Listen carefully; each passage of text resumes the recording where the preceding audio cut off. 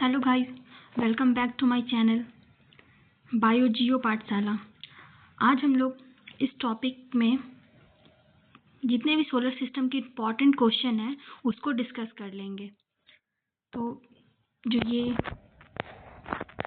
Question आपके सामने आ रहे हैं ये सारे बहुत इम्पॉर्टेंट क्वेश्चन हैं और इसमें हम लोग सारे के सारे क्वेश्चन को सॉल्व कर लेंगे। उससे हमारे जितने भी जो प्रॉब्लम होंगे वो सारे क्लियर हो जाएंगे। चलिए तो स्टार्ट करते हैं हमारे फर्स्ट क्वेश्चन से। तो हमारा फर्स्ट क्वेश्चन है, what is the name of our galaxy. तो हमारी गैलेक्सी, अब गैलेक्सी किसको कहते हैं तो हमने प्रीवियस वीडियो में, अगर आप लोगों ने नहीं देखा है तो जाके उसे देख लें। अगर आप उसे देख लेंगे तो ये जितने भी क्वेश्चन मैंने इसमें दिए हैं वो सारे आपको बनाने में ईजी होगा। तो चलिए, गैलेक्सी यानी आकाशगंगा। तो हमारी गैलेक्सी का क्या नाम है, जिसमें हमारा अर्थ है, तो हमारी गैलेक्सी का नाम है मिल्की वे। क्या नाम है? Milky way.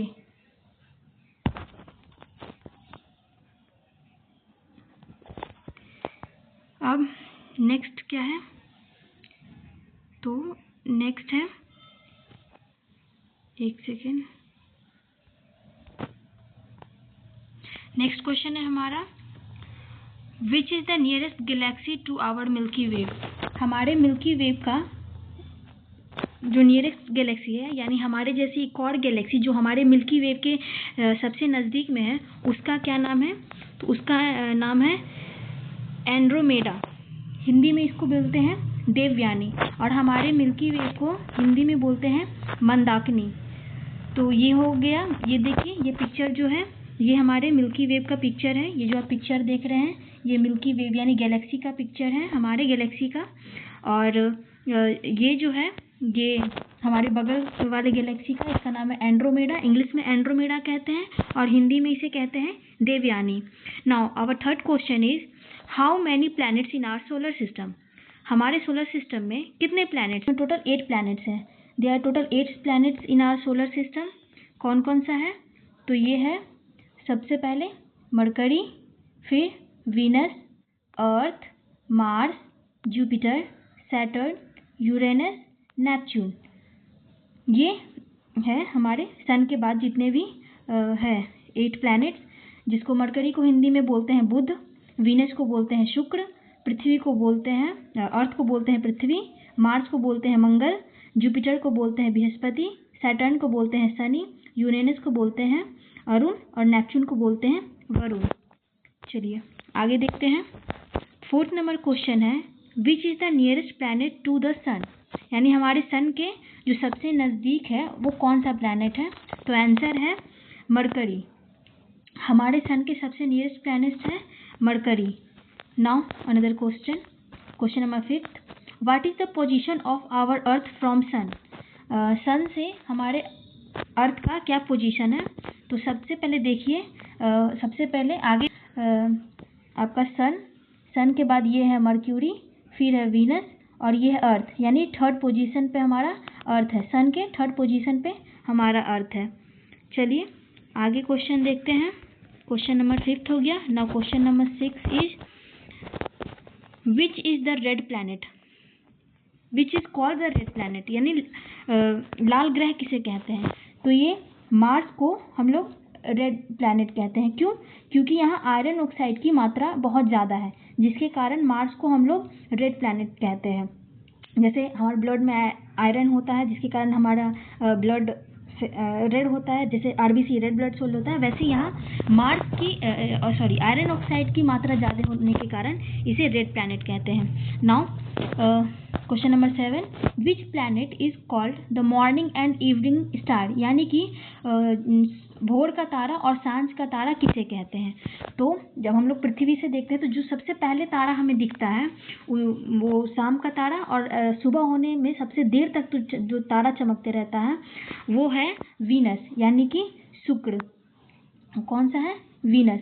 It is also called the twin system of the earth. इसे हम लोग पृथ्वी की जुड़वा बहन भी कहते हैं। Now question number 8, which is the largest planet in our solar system. हमारे सोलर सिस्टम का सबसे बड़ा प्लैनेट कौन सा है? तो वो है जुपिटर। हमारे सोलर सिस्टम का सबसे बड़ा प्लैनेट कौन सा है? Jupiter. Which planet has 7 rings? यहाँ N छूट गया है, स्पेलिंग है SATURN, सैटर्न। तो कौन सा ऐसा प्लैनेट है जिसके बाहर ये 7 रिंग यानी छल्ले पाए जाते हैं? ये जो देख रहे हैं ना, ये रिंग्स है, ऐसे करके ऐसे ये धूल कण बन के और इसी प्लैनेट के चारों ओर ऐसे चक्कर लगाते रहते हैं। तो ये 7 छल्ले हैं और ये किसके पास है? ये सैटर्न के पास है। स्पेलिंग आप लोग फिर से देख लीजिएगा, SATURN, सैटर्न। ये इसके पास 7 रिंग्स है। Now question number 10, which planet are called inner planet? अच्छा, अगर आप लोग प्रीवियस वीडियो देखे होंगे तो आपको पता होगा कि इनर प्लैनेट किसको कहते हैं और आउटर प्लैनेट किसे कहते हैं और क्यों कहते हैं। अगर नहीं देखा है तो देख लीजिएगा, नहीं तो मैं यहाँ तो समझा देती हूँ। ये जो 4 प्लैनेट है, एक सेकेंड, ये जो 4 प्लैनेट हैं और ये 4, टोटल 8 प्लैनेट हैं। तो 4 प्लैनेट को हम लोग इनर प्लैनेट कहते हैं और 4 प्लैनेट को आउटर प्लैनेट कहते हैं। क्यों? क्योंकि ये 4 प्लैनेट के बाद एक मोटा बेल्ट गुजरता है जिसको एस्ट्रॉइड बेल्ट कहते हैं, और इस एस्ट्रॉइड बेल्ट के बाद ये चारों प्लैनेट आते हैं, इसीलिए। और ये सन के चारों करीब हैं, उसके बाद ये एस्ट्रॉइड बेल्ट है और उसके बाद फिर ये 4 प्लैनेट आते हैं, इसीलिए इन चारों को हम लोग इनर प्लैनेट कहते हैं।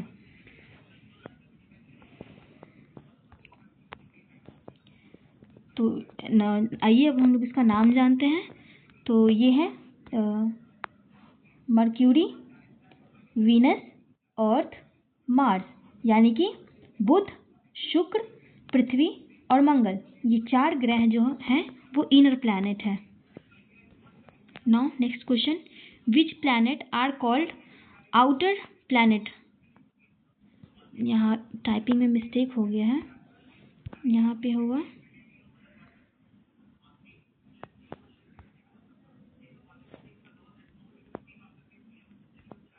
Outer planet.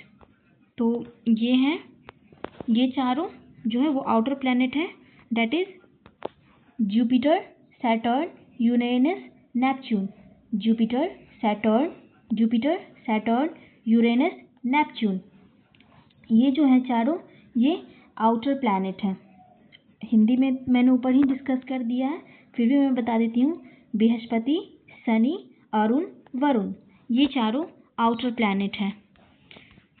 Question number 12, which planet is called vacuum cleaner of solar system? अच्छा, ये बहुत इंपॉर्टेंट क्वेश्चन है कि किस प्लैनेट को हम लोग vacuum cleaner of solar system कहते हैं। तो आंसर है जुपिटर।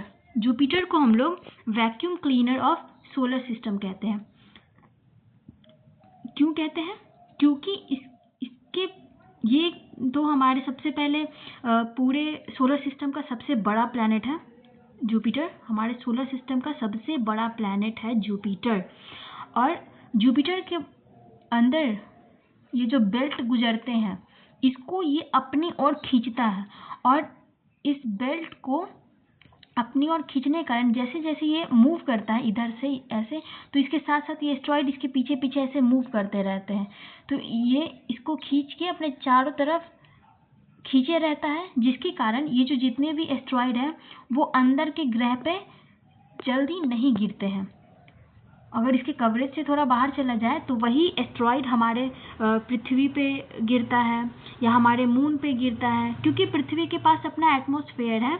तो यहाँ जब एस्ट्रॉइड गिरता है तो वो गिरते गिरते आग में बदल के आसमान में ही हमारे जो एटमॉस्फेयर है वहीं पे राख हो जाता है। बट कोई कोई ऐसे एस्ट्रॉइड होते हैं जो बहुत बड़े तादाद में आते हैं, तो वो जब पृथ्वी पर गिरते हैं और जहाँ भी गिरते हैं वहाँ गड्ढा कर देते हैं। जैसे हमारा हो गया महाराष्ट्र का लोनार झील जो है, वो एस्ट्रॉइड के गिरने के कारण वहाँ गड्ढा हो गया है और उस गड्ढे में पानी भर गया है, तो वो लोनार झील है। तो ऐसे गड्ढे हो जाते हैं। अब हम क्योंकि मून के पास अपना कोई एटमॉस्फेयर नहीं है, तो आप देखिएगा कि मून के पास जो मून है उस पर बहुत सारे दाग आपको दिखेंगे। वो सारे एस्ट्रॉइड गिरने के कारण उस पर गड्ढे बन चुके हैं, जिसके कारण वो बनता है। तो ये जो जुपिटर है ये सारे एस्टेरॉइड को अपनी ओर खींच के रखता है। चलिए question number 13, which planet is called blue planet? Blue planet which planet is called blue planet? किसको हम लोग नीला ग्रह कहते हैं? तो आंसर है इसका अर्थ। हमारे अर्थ को हम लोग नीला ग्रह कहते हैं। क्यों कहते हैं? क्योंकि 71% of earth surface is covered by ocean and other water bodies.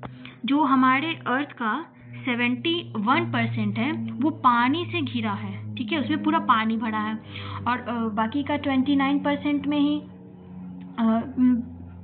स्थल है, मतलब जिसमें हम लोग रहते हैं। बाकी का 71% सारे समुद्र है, नदी है। तो आकाश का जब इस पे रोशनी पड़ती है, जिसके कारण, क्योंकि पानी का तो अपना कोई रंग नहीं होता, तो आकाश की रंग जब इस पे पड़ती है ना, तो ये प्लैनेट ब्लू दिखता है। तो आप समझ रहे हैं कि इसको ब्लू प्लैनेट क्यों कहते हैं। Now question number 14, Phobos and Deimos are moon of which planet? ये जो फोबोस है और डिमोस है वो किस प्लैनेट का मून है? जैसे हमारे अपने प्लैनेट का मून यानी चंद्रमा है, वैसे ही फोबोस और डिमोस किस प्लैनेट का मून है? तो आंसर है मार्स। मार्स का अपना 2 मून है, एक का नाम है फोबोस और दूसरे का नाम है Deimos. Now the another question is question number 15, which have the largest amount of satellite? अच्छा, जो हम लोग का मून है, इसको हम लोग मून कहते हैं, उसको अगर जियोग्राफी की भाषा में हम लोग बोले तो सैटेलाइट बोलते हैं, ठीक है। तो जो सबसे ज़्यादा सैटेलाइट किसके पास है? तो वो है सैटर्न के पास। सैटर्न के पास अराउंड 145 ये है सैटेलाइट है, यानी उसके पास अपना खुद का 145 मून्स है, ठीक है। जुपिटर के पास 95 है, अर्थ के पास 1 मून है, मार्स के पास 2 मून है। अर्थ का हम लोग ने तो अपना खुद का चांद देख रखा है। मार्स के पास 2, कौन कौन सा था? एक फेबोस और डिमोस। और जुपिटर के पास 95 है, सैटर्न के पास 145 है। चलिए क्वेश्चन नंबर 16 देखते हैं। Which is called queen of night? रात की रानी किसे कहते हैं? तो वो है मून। मून को हम लोग रात की रानी कहते हैं। मून को हम लोग क्या कहते हैं? रात की रानी। Now the other question is, ये क्वेश्चन नंबर 17 है बट मिस्टेक इसको मैंने 16 कर दिया। अच्छा कोई नहीं। ये है which is the smallest satellite in our solar system? यानी कि हमारे सोलर सिस्टम का सबसे छोटा सैटेलाइट कौन सा है? यानी कि सबसे छोटा सैटेलाइट को हिंदी में क्या कहते हैं? उपग्रह। तो सबसे छोटा उपग्रह कौन सा है? डिमोस, जो मार्स का है। मार्स का डिमोस जो सैटेलाइट है या मून है या उपग्रह है, ये सबसे छोटा उपग्रह है। क्वेश्चन नंबर 17, विच is the largest satellite in solar system? हमारे सोलर सिस्टम का सबसे बड़ा सैटेलाइट कौन सा है? तो ये है गैनीमेड। ये कौन सा है? गैनीमेड, जुपिटर का। जो गैनीमेड है वो जुपिटर का हम लोगों ने कितना देखा था? 95 सैटेलाइट है जुपिटर के पास। क्योंकि जुपिटर खुद एक सबसे बड़ा ग्रह है और उस बड़े ग्रह का जो अपना खुद का सैटेलाइट या उपग्रह है या चंद्रमा है, उस जो सबसे बड़ा है 95 में से, वो है गैनीमेड। ये आप इसको ऐसे समझ सकते हैं, largest moon of Jupiter and largest moon in our solar system. हमारे सोलर सिस्टम का भी सबसे बड़ा, ठीक है, ये मैंने आपको समझा दी कि सबसे बड़ा सैटेलाइट है। Even bigger than the planet mercury. ये मतलब कि जो बुध ग्रह है, मरकरी प्लैनेट है, ये उससे भी बड़ा है। मतलब ये उपग्रह हो गए भी ग्रह से बड़ा है। चलिए नेक्स्ट क्वेश्चन हम लोग देखते हैं, question number 18, planet according to size. ठीक है, तो प्लैनेट अकॉर्डिंग टू साइज जो है वो है, एक second, planet according to size, तो ये है सबसे पहले साइज में जो सबसे बड़ा प्लैनेट है वो है जुपिटर। इसको आप लोग इजी वे में, मैंने यहाँ पिक्चर इसलिए लगाया है ताकि आप इसको इजी वे में समझ सकें। तो ये देखिए ये सबसे बड़ा ग्रह है, ठीक है, जुपिटर सबसे बड़ा जो है वो है जुपिटर। उसके बाद है सैटर्न। अगर हम लोग को पूछेगा असेंडिंग ऑर्डर, अगर बढ़ते क्रम में पूछेगा तो वहाँ दूसरे वे में बोलेंगे, और अगर घटते क्रम में पूछेगा, डिसेंडिंग ऑर्डर में पूछेगा तो वो दूसरा हो जाएगा। जैसे अगर बड़ा से छोटा पूछेगा तो हम लोग बोलेंगे कि सबसे बड़ा ग्रह है जुपिटर यानी बृहस्पति, सैटर्न यानी शनि, यूरेनस यानी अरुण, और नेपच्यून यानी वरुण। उसके बाद है अर्थ यानी पृथ्वी, फिर है वीनस यानी शुक्र, उसके बाद मार्स यानी मंगल, और मरकरी यानी बुध। ये हो गया बढ़ते से घटते क्रम में, जो सबसे बड़ा फिर उससे छोटा फिर उससे छोटा फिर उससे छोटा। तो ये कौन कौन सा हो गया? सबसे बड़ा जुपिटर, सैटर्न, यूरेनस, नेपच्यून, अर्थ, वीनस, मार्स, मरकरी।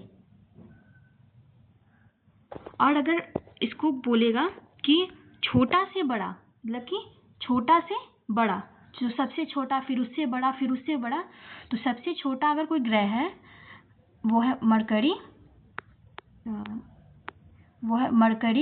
मरकरी के बाद है मार्स, मार्स के बाद है वीनस, उसके बाद है अर्थ, फिर उससे बड़ा है ये नेपच्यून, फिर उससे बड़ा है यूरेनस, फिर है सैटर्न, फिर जुपिटर। तो इसको ऐसे याद करना पड़ेगा।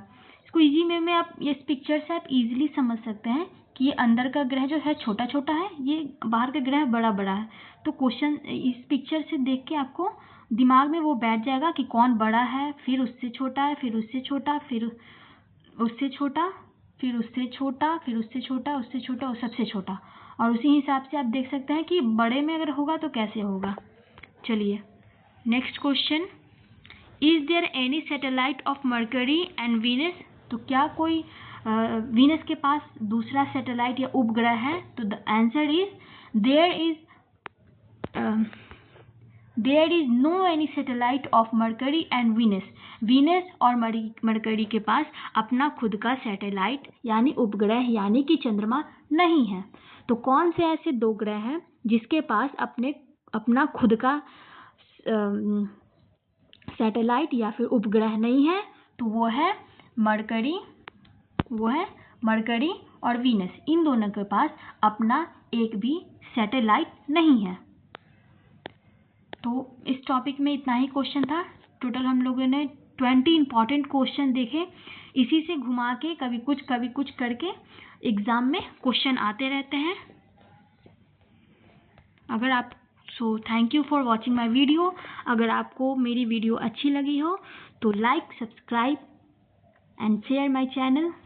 और अगर आपको और भी ऐसे वीडियो चाहिए तो प्लीज़ मेरे को कमेंट कीजिएगा, मैं और भी इस तरह के वीडियो डालती रहूँगी। Thank you.